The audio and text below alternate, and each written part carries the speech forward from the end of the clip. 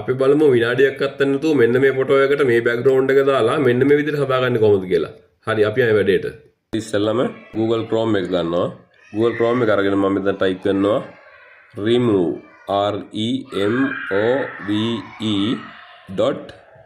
remove.bg remove.bg කියලා type කළාට පස්සේ මෙන්න මේ සයිට් එකට මේක ලෝඩ් වෙනවා. ඔයාට මේකෙදී sign up වෙන්න register වෙන්න කිසිම දෙයක් කරන්න ඕනේ නැහැ. ඔයාට කෙලින්ම කරන්න තියෙන්නේ මේ upload image කියන එකට ගිහිල්ලා ඔයාගේ අර background එක අයින් කරන්න ඕනි. ෆොටෝ එක select කරන්න විතරයි තියෙන්නේ. select කරලා done කරන්න. done කළාට පස්සේ එකපාරම ඔයාට මේකේ background එක අයින් කරලා දෙනවා මෙන්න මේ විදිහට. දැන් ඔයාට කරන්න තියෙන්නේ මෙතනින් ඔයාට කැමති background එක දාගන්න. ඔයාට මේකෙන් පුළුවන් ඒගොල්ලෝ දීලා තියෙනවා අපිට ලස්සන background ගොඩක් දීලා තියෙනවා.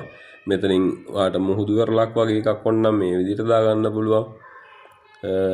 එහෙම නැත්නම් ඔයාට පුළුවන් පොත්‍රාක්‍යයක් වගේ තියෙන තරක් මේ වගේ එකක් දාගන්න පුළුවන්.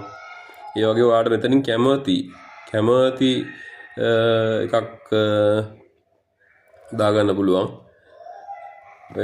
ඔයාට කැමති බෑග්ග්‍රවුන්ඩ් එකක් මෙතනින් දාගෙන එහෙම නැත්නම් ඔයාට පුළුවන් තව මෙතනින් ඔයාට වන්න ඔයාගේම බෑග්ග්‍රවුන්ඩ් එකක් ඔයා ගත්ත ෆොටෝ එකක්ම තියෙනවා නම් එතනින් තියෙන ඔයාට මේ ෆොටෝ කෙනෙක් සිලෙක්ට් කරලා ගිහිල්ලා මෙතනින් මේ ෆොටෝ එක මෙතෙන්ට ඇඩ් කරන්න ඕනි. මම මේක මම ගත්ත ෆොටෝ එකක් මේක මම ඇඩ් කරනවා. ඇඩ් කරලා ඉවරලා